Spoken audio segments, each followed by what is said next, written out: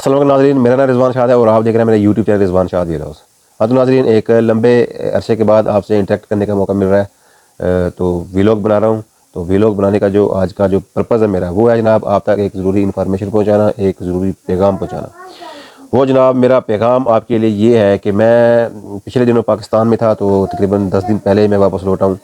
1 مہینہ میں نے واپس اسٹے کیا تھا، تو اس 1 مہینے کے دوران جناب بہت سارے نوجوان وہ مجھے ملے۔ وہ کچھ میرے رشتہ داروں میں سے تھے، کچھ جناب ہمارے کو پڑوسیوں کے لڑکے ہو گئے، یا اور دوست احباب یا جاننے والوں کے لڑکے تھے۔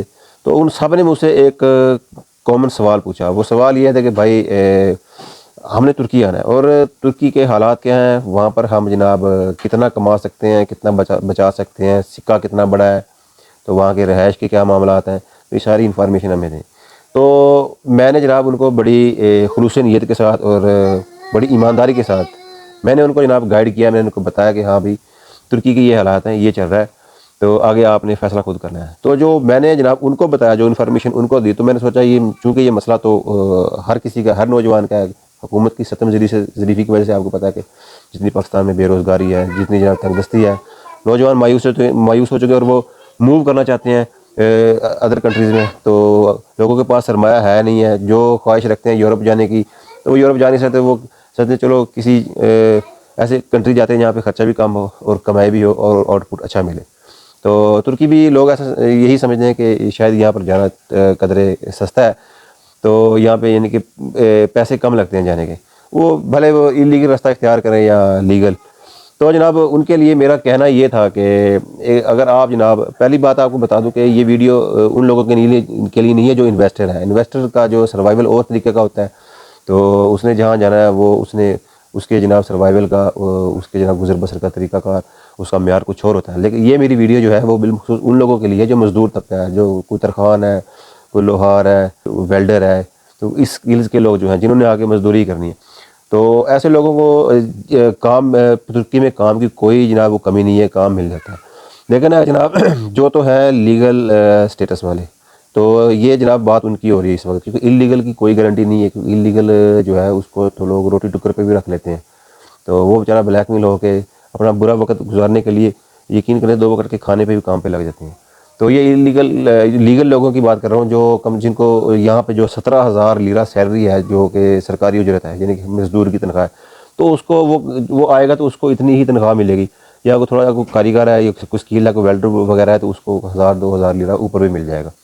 تو اس 17,000 میں جناب جو ظاہر ہے ایک رہائش کی ضرورت، جو سب سے بڑی رہائش ہے کام دھندہ ملنے کے بعد، اب جو یہاں پہ جو رہائش اتنی مہنگی ہو چکی ہے کہ جناب 17,000 لیرہ سیلری ہے، اور جو ایک اکانومی کلاس جو مکان ہے اس کا کرایہ 20,000 لیرہ سے سٹارٹ ہوتا ہے۔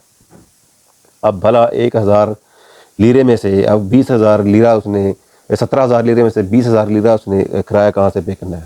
تو وہ کسی سے قرض لے گا یا پاکستان سے منگوائے گا؟ اب یہ صرف کرایہ پے کرنے بھی وہ 3,000 کا قرض ہی ہو گیا، اس کو 3,000 یہ پلے سے بڑھ گیا۔ پھر اس کے بعد کھا کے جینا بھی ہے، بجلی کے بل ہیں، گیس کے بل ہیں، اور اس کے علاوہ جناب اپنا ٹیلی فون کے بل ہیں، پھر اس نے اپنے گھر بھی لوٹنا ہے، بیوی بچوں کے پاس بھی جانا ہے، تو اس کے لیے جناب وہ ٹکٹ کے لیے کہاں سے وہ سیونگ کرے گا؟ تو یہ سارے اخراجات میری جان یہ ابھی تو سائڈ پہ پڑے ہیں۔ تو یہ تو رہ گیا ایک آپشن، یہ تھا یہ اگر کوئی نفیس بندہ ہے جو اور وہ کہتا ہے کہ میں کسی کے ساتھ شیئرنگ پہ نہیں رہ سکتا، تو پھر اس کے لیے یہاں پہ کوئی سروائیول نہیں ہے، تو وہ جناب یہاں آنے کی بالکل زحمت نہ کرے۔ تو اگر دوسرا طریقہ ہے جناب جو سیونگ کرنے کا، یہاں سے اگر آپ کچھ بچا سکتے ہیں، وہ طریقہ یہ ہے کہ آپ کو جناب یہاں پہ رہائش جو ہے وہ شیئرنگ پہ کرنی پڑے گی۔ اور یہاں پہ طرح طرح کی ملکوں کے لوگ بستے ہیں، یہاں پہ افغانی ہیں، شامی ہیں، عراقی، ایرانی اور لیبیا کے عرب، یہ بے شمار قومیں ہیں، پاکستانی تو بے شمار ہیں یہاں پہ، تو ان کے ساتھ پھر شیئرنگ پہ آپ کو رہنا پڑے گا۔ کوئی ایک 20,000 اگر ایک گھر کا کرایہ، اگر آپ 10 روم میٹ ہوں گے نا ایک گھر میں، تو آپ میں 2,000 روپے تقسیم ہوئے گا۔ کوشش یہی ہوتی ہے کہ زیادہ سے زیادہ مل جائیں، تو پھر وہاں پہ مختلف قوموں کے لوگوں کے ساتھ رہیں گے، تو پھر ان کا رد عمل ان کے ساتھ ذہن ملے نہ ملے، پھر کیسے کیسے طرح طرح کے رویے آپ کو سہنے پڑیں گے، لڑائی جھگڑا بھی ہو سکتا ہے۔ تو یہ ڈھیر سارے ایسے مسائل ہیں جو ان مسائل کے ساتھ پھر آپ کو رہائش اختیار کرنی پڑے گی، آپ کو آزمائش میں خود کو ڈالنا پڑے گا۔ تو اس طرح سے اگر آپ کا 2,000 روپے رینٹ پہ چلا جاتا ہے، 17 میں سے 15 رہ گیا، 15 میں سے جو یہ اوپر کا جو 5-6 ہزار روپے آپ یہ لگا لیں جناب کھانے کا، لنچ آپ کہیں بھی کریں گے، قانوناً آپ کو لنچ کرانا وہ کمپنی کی ذمہ داری ہوتی ہے جہاں پہ آپ کام کر رہے ہیں. اور پھر جو ہے باقی کے 2 وقت کا کھانا اگر آپ گھر پہ کوکنگ کریں گے وہ 4-5 ہزار لیرہ آپ کا جو ہے بڑے آرام سے خرچہ ہو جائے گا. اسی طرح 2-400 روپیہ جو ہے وہ بل اور بجلی کا بل اور گیس کی بل میں بھی نکل جائے گا. تو یہ کرتے کراتے آپ کو 17 میں سے آپ کو 7-8 ہزار لیرہ جو ہے وہ بچ سکتا ہے. 7-8 ہزار لیرہ جو ہے یہ تقریباً 55-60 ہزار روپیہ بنتا ہے. تو اس 55-60 ہزار میں سے آپ نے اپنی ٹکٹ کے لیے بھی سیونگ کرنی ہے.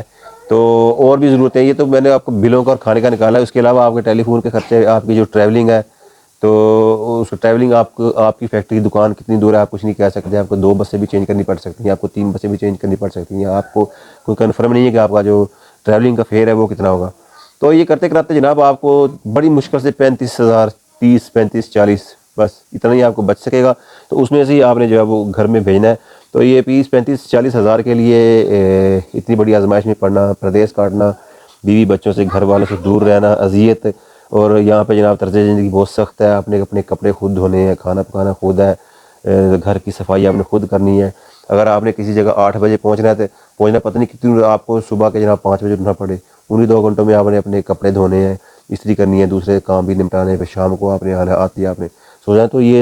تو یہ بہت تھوڑا سا ایک مشکل جس کو آپ کہہ لیجیے کشٹ ہے. تو اس کشٹ کے ساتھ اگر آپ 30-35 ہزار کے لیے اتنا کشٹ, اتنی اذیت, مشکلات اور یہ دوری آپ اگر برداشت کر سکتے ہیں, آپ میں اتنا تحمل ہے, تو آپ جناب ویلکم, آپ آگے کر سکتے ہیں ترکی میں کام. اگر تو نہیں تو پھر آپ سوچ سمجھ کر آئیے گا, کیونکہ یہ سروائیول کا یہ ایک ہی طریقہ ہے. دوسرے طریقے میں تو آپ بالکل یہاں پہ وہ کچھ کر ہی نہیں سکتے. آپ جتنا 17 ہزار سے زیادہ آپ کما نہیں سکتے.